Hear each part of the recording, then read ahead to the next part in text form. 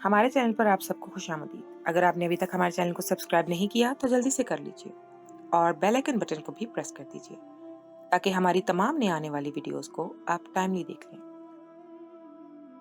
मेरी बाजी की शादी हुई तो मुझे बार बार एक ही नसीहत कर रही थी कि चाची से दूर रहना। बहन की बात सुनकर मैं परेशान हो गया कि घर में बस चची ही तो वाहिद औरत है और वो मुझसे बहुत प्यार करती थी। मेरे तमाम काम वही करती थी। अगर मैं चची से दूर रहता तो मैं अपने काम किसे कहता, क्योंकि बाजी तो शादी करके अपने ससुराल चली गई थी और मुझे इनकी कमी शदीद महसूस हो रही थी। और फिर बाजी शादी के बाद अपने मियाँ का साथ पाकिस्तान से बाहर चली गई थी और जाते हुए भी वो मुझे इसी बात की ताकीद करती रही थी। मैं बाजी की बात सुनकर हैरान परेशान होता रहा। न जाने बाजी को किस चची से किस बात का मसला था, इनसे कैसा खतरा था, जबकि चची तो बाजी से भी बहुत अच्छे से बात करती थी, इनका ख्याल भी रखती थी। मगर इसके बावजूद भी बाजी इनसे खिंची खिंची सी रहती थी। मैं छोटा सा था जब अम्मी फौत हुई थी और इनके बाद अब्बू और बाजी ने ही मेरा ख्याल रखा था। बाजी ने कभी मुझे माँ की कमी महसूस नहीं होने दी। मेरे एक चाचू थे, वो हमारे साथ ही रहते थे। चाचू ने अपनी पसंद की शादी की थी। चची इनके दोस्त की बहन थी और चाचू पहली नजर में ही इन्हें देखकर इन पर मर मिटे थे। फिर अब्बू ने भी चाचू की रजामंदी देखकर इनकी वहीं पर शादी कर दी। अब्बू ने पहले तो चाचू को इस बात पर रोका टोका। अब्बू का कहना था कि मुझे ये लोग पसंद नहीं है, ये लड़की तुम्हारे काबिल नहीं है। मगर इस बात का सुनना ही था कि चाचू को गुस्सा आ गया। वो कहने लगे कि नगीना बहुत अच्छी लड़की है और आप बिना परखे बिना जाने किसी लड़की के बारे में ऐसे बात कैसे कह सकते हैं। चाचू की आंखें तो नगीना चाची की मोहब्बत पर पट्टी बंधी हुई थी। अब्बू ने फिर खामोशी इख्तियार कर ली। यूं भी वो जानते थे कि जब इश्क इंसान के सर पर चढ़कर बोलता है तब इंसान कुछ भी नहीं समझता। जो उसका दिल चाहता है वो वही करता है। अब चाचू के साथ भी यही हो रहा था। और फिर अगले ही दिन अब्बू के साथ बाजी भी जब चची को देखने गई तो वापसी पर बाजी का मूड सख्त ऑफ था। वो मुझे कहने लगी कि दिखने में तो बहुत खूबसूरत है मगर बहुत चालाक है, और सच कहूं तो मुझे वो बिल्कुल भी पसंद नहीं आई।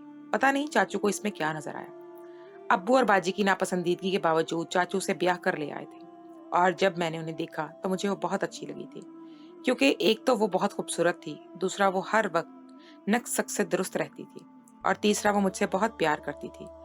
अब चाचू की शादी को 7 साल का अरसा गुजर चुका था। उन्होंने अपना बहुत इलाज करवाया मगर अभी तक वो दोनों औलाद की नेमत से महरूम थे। मैं घर में सबसे छोटा था। इस वक्त मैं 15 साल का था। शायद यही वजह थी कि छोटा होने की वजह से चची मुझसे बहुत प्यार जताती थी और वो अक्सर मुझे लेकर अपने कमरे में चली जाती थी। पहले पहल तो बाजी को इस बात पर एतराज नहीं था। जब मैं चाची के पोर्शन में जाता तो बाजी ने भी कभी मुझे इस बारे में बात पुर्स नहीं की थी, ना ही कभी इन्हें ये बात बुरी लगती थी। मगर इस दिन जब मैं चची के कमरे में आया तो चची इस वक्त अपने बिस्तर पर लेटी हुई थी। चची ने मुझे खुले दिल से इस बात की ऑफर की थी कि तुम्हें जो अब इंग्लिश और मैथ्स का मसला हो मेरे पास आ जाया करो। इस वक्त चूंकि बाजी अपने जहेज के कपड़े सिलाई करने में मसरूफ थी, इस वजह से बाजी मुझसे कहने लगी कि तुम चाची से जाकर ये सवाल समझ लो। कल मेरा टेस्ट था और ये सवाल अभी करना मेरे लिए बहुत जरूरी था। अब जब मैं चाची के कमरे में आया तो वो बिस्तर पर नीम दराज थी। उन्होंने काले रंग का लिबास पहन रखा था और दुपट्टा भी नदारत था। जब इनके पास जाकर बैठा तो वो भी अपनी जगह पर उठकर बैठ गई और फिर झुककर मुझे काम करवाते हुए उनके जिस्म के जिस्मानी खतूत नुमाया हो रहे थे। ये देख के मैं बुरी तरह से गड़बड़ा गया। फिर मैंने अपनी नजर झुका दी। वो भी मेरी कैफियत को देख रही थी। वो जोरदार तरीके से हंस पड़ी और मेरा दुपट्टा उठाकर उन्होंने अपने वजूद के गिर्द लपेट लिया। मुझे इनकी बात बहुत अजीब लगी मगर फिर मैंने इस बात को वहम समझकर छटक दिया। मैं समझ रहा था कि वो मुझे बच्चा समझती हैं, तभी वो मेरे सामने इस कदर बेइख्तियाती का मुजाहरा कर गई। मगर फिर अक्सर बेशतर ऐसा ही होने लगा। तो कभी वो मेरे गाल पर चुटकी भर लेती, कभी मुझे खुद के साथ भींच लेती, तो कभी मेरे कंधे पर हाथ रखकर बैठ जाती। ये सब देखकर मैं परेशान हो गया था। मेरे चेहरे पर बौखलाहट नजर आती तो हंस पड़ती, फिर कहती कि क्या बात है, इतने परेशान क्यों हो गए हो। तब मैं खामोशी से नफी में सर हिलाकर रह जाता। मैं चाहकर भी नहीं ये नहीं कह सकता था कि आपकी ये हरकतें मुझे कुफ्फत में मुब्तला करती हैं।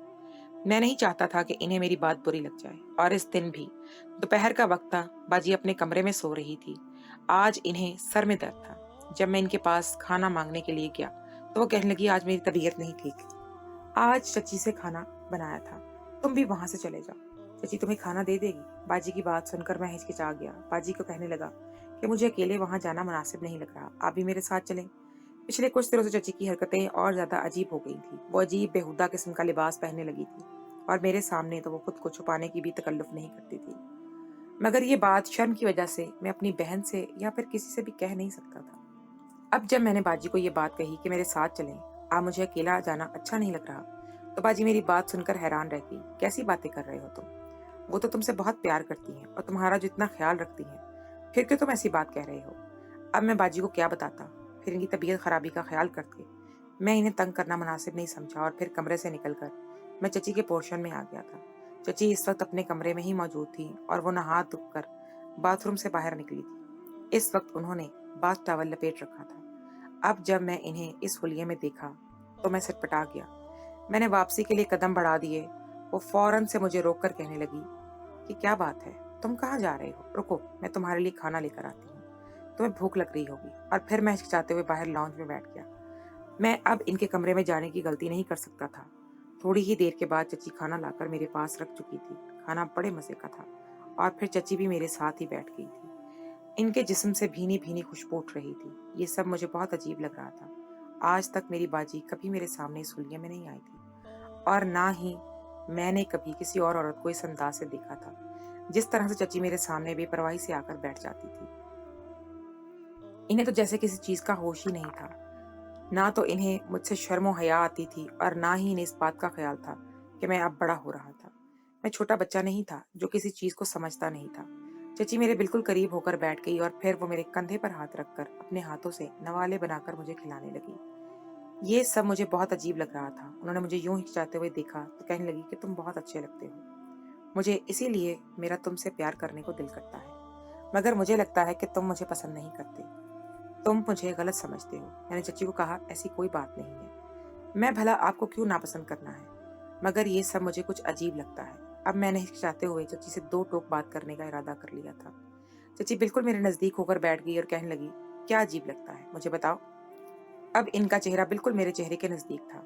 मुझे अजीब सा खौफ महसूस हो रहा था। मैंने अपनी आंखें मीच ली। तभी मुझे बाजी की आवाज सुनाई दी। ये क्या हो रहा है? बाजी को वहां पर देखते ही चची से पटाक गई थी। बाजी परेशान हैरान नजरों से चची को सर से लेकर पांव तक देख रही थी। चची इस वक्त नींद बरहना हो रही थी। उन्होंने बाजी को देखकर अपना जिस्म छुपाने की कोशिश की और कहने लगी कि मैं अभी वॉशरूम से बाहर निकली थी और जैन को भूख लग रही थी, इसलिए मैंने सोचा कि पहले से खाना दे दूं, फिर मैं चेंज कर लेती हूँ कपड़े। बाजी गुस्से भरी नजरों से चची को देख रही थी। चची फिर वहां से उठकर चली गई। थोड़ी देर के बाद जब वो बाहर आई तो उन्होंने माकूल लिबास पहन रखा था और बड़ा सा दुपट्टा भी शानों पर फैला रखा था, मगर अब चची के तासुरात बहुत मुख्तलिफ लग रहे थे। इनकी आंखों में एक खौफ सा तासुर नजर आ रहा था। जितनी देर में वहां पर खाना खाता रहा, बाजी मेरे पास ही बैठी रही। हालांकि इन्हें सर में दर्द था और इससे पहले उन्होंने मुझसे कहा था कि वो भरपूर नींद लेना चाहती हैं, मगर अब जब मैंने इन्हें यहाँ पर बैठे हुए देखा तो मैं बेदिल होकर इत्मीनान से महसूस करने लगा था। जब हम लोग अपने पोर्शन में वापस आए तो बाजी मुझे लेकर अपने कमरे में आई और मेरा बाजू पकड़कर कहने लगी कि ये सब कब से चल रहा है। बाजी की बात सुनकर मैं हक्का बक्का रह गया। कैसी बातें कर रही हैं आप, किस बारे में पूछ रही हैं? वो कहने लगी कि तुम्हारे और चची के बीच में क्या चल रहा है। बाजी की बात सुनकर मैं परेशान हो गया। फिर मैं रोने लगा। इन्हें कहने लगा कि ऐसा वैसा कुछ नहीं है, मैंने किसी के साथ कुछ भी गलत नहीं किया और चची की तो मैं बहुत इज्जत करता हूँ और खुद ही मेरे पास आकर वो बैठ जाती हैं। मैंने इन्हें बहुत बार कहा है कि आप मेरे सामने ऐसा लिबास पहनकर मत आया करें, मगर वो मेरी बात नहीं सुनती। इसके बाद बाजी ने मुझे चची के पोर्शन में जाने से मना कर दिया था। अगर मैं कभी वहां पर जाता भी तो बाजी मेरे साथ ही जाती थी। अब वो मुझे एक पल के लिए भी चची के पास तन्हा नहीं छोड़ती थी। अब चची का रवैया भी अक्सर बदल गया था। वो हर वक्त बड़े से दुपट्टे में रहती थी और अभी भी वो मुझसे बहुत प्यार करती थी। वो जो भी अपनी अच्छी चीज बनाती थी वो मेरे पास लेकर आती।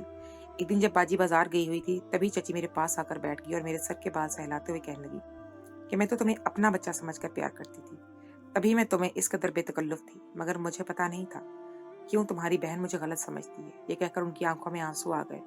फिर थोड़ी देर के बाद वो वहां से चली गई और मैं सोचता रह गया कि मुझे और बाजी को गलत फहमी हुई थी। भला चची मेरे बारे में गलत कैसे सोच सकती हैं? मैं तो इनसे बहुत छोटा था और इनकी तो चचा से पसंद की शादी हुई थी और इन्हें भला चचा को धोखा देने की क्या जरूरत थी, और वो भी इस लड़के के लिए जो इनसे उम्र में बहुत छोटा था। चची मेरा बहुत ख्याल रखती थी। वो अक्सर मेरे लिए तोहफे लेकर आती, मेरे लिए मजे मजे के खाने बनाकर लाती और ये सब देखकर बाजी को गुस्सा आता, मगर वो बज़ाहिर मुस्कुराकर खामोश हो जाती थी। इसके बाद उन्होंने चची से इस बारे में कभी बात नहीं की थी और ना ही अब्बू या चच्चू को इस बारे में कुछ बताया था। वो बस दिल ही दिल में चची से बदगुमान रहने लगी थी और मुझे भी बात बात पर कहने लगी थी कि आज के बाद तुम्हें मैं इसके आस पास भी ना देखूं। मगर मैं इस बात पर हैरान होता था और सोचता था कि मुझे और बाजी को गलतफहमी हो गई थी। चची तो बिल्कुल भी ऐसी नहीं है। इन्हीं दिनों बाजी का अब्बू के ने एक जगह पर रिश्ता तय कर दिया था। वो अब्बू के दोस्त के बेटे थे। मैं जब रयान भाई से मिला तो मुझे बहुत ही ज्यादा अच्छे लगे थे। वो बाजी की तरह बहुत खुश इखलाक और नर्म मिजाज के थे। बाजी की इनके साथ अगर शादी हो जाती तो वो इनके साथ बहुत खुश रहती। मैंने जब बाजी के सामने रयान भाई की तारीफ की तो बाजी भी मुतमईन होकर मुस्कुरा दी और कहने लगी, तो बाजी भी मुतमईन लगी कि अगर वो पसंद तुम्हें आया है तो इसका मतलब है कि वो वाकई में बहुत अच्छा है। इन लोगों को शादी की जल्दी थी। फिर जब मेरे मैट्रिक के पेपर्स हो गए तभी बाजी की शादी की तारीख रख दी गई थी। अब बाजी को शादी की खुशी थी, मगर इसके साथ साथ इन्हें मेरी भी परेशानी थी। वो बार बार एक ही बात की ताकीद करती कि अब वो मुलाजमा का बंदोबस्त कर देंगे। तुम्हें जो भी काम होगा तो मुलाजमा से कह देना, तुम्हें चची के पोर्शन में जाने की बिल्कुल भी जरूरत नहीं है। तुम नहीं जानते कि अगर चाचू को कुछ गलत भी काम मालूम हुआ तो घर में बहुत बड़ा हंगामा बन जाएगा। अब वो चाचू का रिश्ता खत्म हो जाएगा और हमारे घर के लोग जो मसाले देते हैं अब हम पर ही लोग हंसेंगे। बाजी की ऐसी बातें सुनकर मैं हैरान रह जाता, मगर इनसे कुछ कह नहीं पाता। मैं इन्हें गुस्सा मजीद दिलाना नहीं चाहता था, इसलिए जब भी मैंने इनसे वादा कर लिया कि आप जैसा कह रही हैं वैसा ही करूंगा।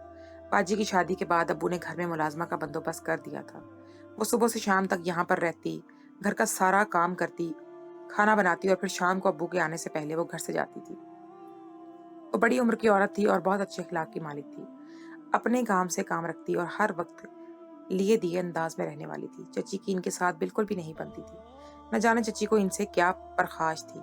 अब चाची मेरा बहुत ज्यादा ख्याल रखने लगी थी। शाम के वक्त मेरे कमरे में आई तो कहने लगी कि तुम कितने कमजोर हो गए हो। मुझे तुम्हारी बहुत फिक्र रहती है। शाइस्ता के बाद तो तुम अकेले पड़ गए हो। तुम मेरी तरफ आ जाया करो, हम लूडो खेलेंगे, बातें करेंगे, साथ टीवी देखा करेंगे। वक्त गुजरने का पता ही नहीं चलेगा। जब तक तुम्हारी पढ़ाई शुरू नहीं होती तब तक तुम्हें जिंदगी से लुत्फानंदोज होना चाहिए। चची मेरे साथ बहुत अच्छी थी और जिस तरह से वो मेरी छोटी छोटी बातों का पसंद का ख्याल रखती थी, ये बात मुझे बहुत अच्छी लगती थी। अभी भी वो मेरे लिए गाजर का हलवा बनाकर लाई थी। मुझे गाजर का हलवा बहुत पसंद था। मैं बाजी से फरमाइश करके खास तौर पर गाजर का हलवा बनाया करता था। थोड़ी ही देर गुजरी थी जब मुलाजमा कमरे में आ गई और वो चची को अजीब से घूरती हुई नजरों से देखने लगी और फिर इसी कमरे में आकर बैठ गई। ये देखकर चची को नागवारी का एहसास हुआ। वो उसे कहने लगे कि इस घर में तुम्हें घर के काम काज के लिए रखा हुआ है। क्या तुम्हारे घर के काम खत्म हो गए हैं जो तुम यूं कमरे में आकर बैठ गई हो? चची की बात मुझे भी बुरी लगती थी।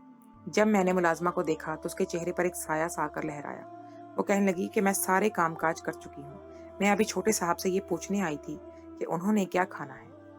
मैं इनके लिए खाना बना देती हूँ। तभी चची कहने लगी कि आज मैंने इसकी पसंद का बनाया है खाना, इसलिए ये मेरे पोर्शन में ही खाना खाएगा। तुम्हें इसकी फिक्र करने की जरूरत नहीं है। मत करो इसकी फिक्र। जाने क्यों चची का रवैया इस मुलाजमा के साथ रूखा सा था। और फिर जब मैं चची के पोर्शन में आया तो आज फिर मुझे अजीब सा एहसास हुआ था। मैं फौरन से वहां से भागा था। रोजाना ही चची रात को मेरे लिए दूध का गिलास लेकर आती और जब तक मैं दूध का गिलास खत्म न कर लेता वो मेरे सामने बैठकर अजीब मीठी मीठी नजरों से मुझे देखती रहती। मुझे दूध पीना पसंद नहीं था। बचपन में भी मैं अम्मी अब्बू बाजी खाइफ हो जाया करते थे मुझसे। मुश्किल से ही दूध का गिलास खत्म करता था और अब जब चची भी रोजाना मेरे लिए दूध का गिलास लेकर आती तो मैं नापसंद होने के बावजूद भी इनका दिल रखने के लिए दूध का गिलास पीने लगा। मगर अब जब मुझे झुंझलाहट होने लगी तो मैंने इनसे कहा कि आप रोजाना इतनी तकलीफ क्यों करती हैं? मुझे जो चीज चाहिए होगी मैं खुद किचन से जाकर ले लूंगी।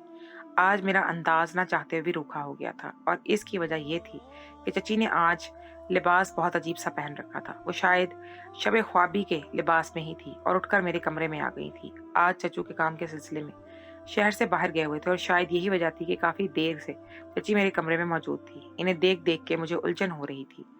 मेरे लिए अपने जज्बात को काबू पाना बहुत मुश्किल हो रहा था। तभी अब्बू कमरे में आ गए। मुझे कहने लगे कि क्या बात है, तुम अभी तक सोए नहीं हो? अब उन्होंने हैरान नजर से चची पर डाली और कहने लगे कि तुम इस वक्त यहाँ पर क्या कर रही हो? चची अब्बू को देख के गड़बड़ा गई और अपना लिबास ठीक करने लगी जो उनके जिस्म से चिपकने छुपाने के लिए नाकाफी था। फिर घबराते हुए वो कमरे से निकली गई।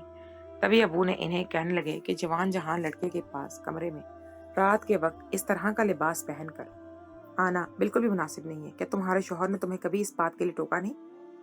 आने दो इसे, मैं इससे बात करता हूँ। चची ये सुनकर घबरा गई और कहने लगी कि आज के बाद मैं ऐसी बेहतियाती नहीं करूंगी। आप मेरे शौहर को कुछ मत बताइएगा। तब तो बात आई गई हो गई, मगर मुझे चची का रवैया बहुत अजीब सा लगने लगा था। वो जब अपनी गहरी-गहरी आँखों से मेरे चेहरे की तरफ देखती, तो जब मेरी नज़र उन पर नज़र से टकराती, तो मेरे वजूद में जैसे बिजलियाँ कूदने लगती। मेरे लिए अपने जज़्बात को छुपाना मुश्किल होने लगा था। इस दिन मौसम अबर-आलूदा हो रहा था।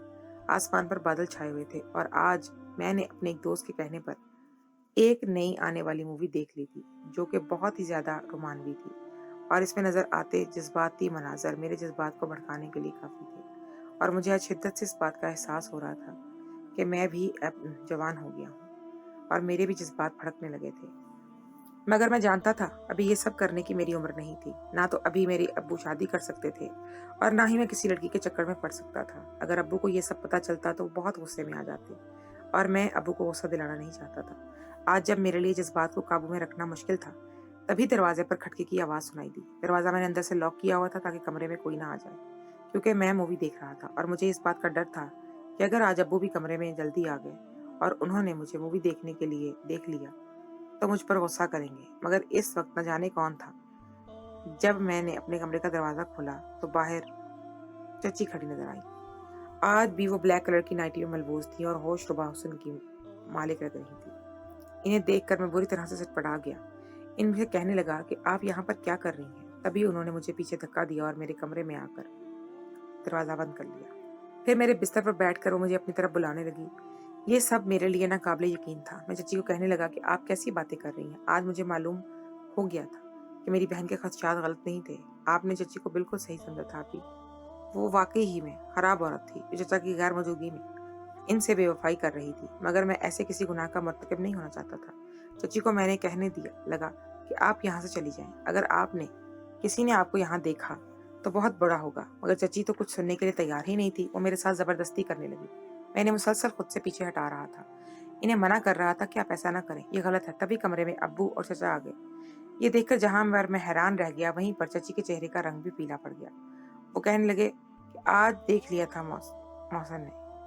मैं तो हैरान हुआ, वहीं पर चची के चेहरे का रंग भी पीला पड़ गया। अब्बू कहने लगे कि आज देख लिया तुमने अपनी बीवी के करतूत अपनी आंखों से। कितने सालों से ये चीज मैं नोट कर रहा हूँ कि वो मेरे मासूम बच्चे को भटकाने की कोशिश कर रही है। मैं तुम्हें पहले ही कहा था ये औरत अच्छी नहीं है, मगर तुमने ही मेरी एक बात नहीं सुनी। अब देख लो अपनी आंखों से इसके करतूत। अब्बू के मुंह से जब मैंने ये बात सुनी तो मैं रोती हुई चच्ची को छोड़कर उन्हें कहने लगे कि मुझे माफ कर दे, मुझसे गलती हो गई, मैं आज के बाद ऐसा नहीं करूंगी। मगर चच्चू ने एक जोरदार थप्पड़ इनके चेहरे पर रसीद किया। फिर इन्हें लेकर वो कमरे से बाहर निकल गए। अगले दिन उन्होंने चच्ची को घर से निकाल दिया था। चच्चू ने उन्हें तलाक दे दी थी। इन्हें कहना था इनका कि ऐसी औरत को रख कर मैंने क्या करना है जो मेरी गैर मौजूदगी में मेरी इज्जत की हिफाजत नहीं कर सकती, जो मेरे ही भतीजे के साथ गलत ताल्लुक बनाने की कोशिश करती है, और भतीजा भी जो वो उसकी आधी उम्र का है।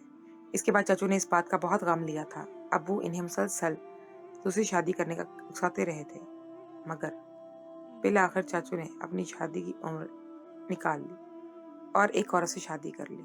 वो बेवा थी और इनकी 2 साल की बेटी थी। यूं चाचू ने ना सिर्फ अपनी बेटी की पनाह दी, बल्कि इनके साथ निकाह पर निकाह। जैसे ही निकाह हुआ, फिर शादी के 2 साल बाद अल्लाह ने चाचू को भी बेटे की नेमत से नवाज दिया था। अब चाचू बहुत खुश हैं। इनकी बीवी बहुत अच्छी है, सबके साथ घुल मिल भी गई थी। और मेरे सर पर जो चची नाम की हर वक्त की तलवार लटकी रहती थी, मेरी इससे भी जान छूट गई थी और बाजी भी अब मेरी तरफ से मुतमईन रहने लगी थी। इनके तमाम खदशात भी तो दूर हो गए थे।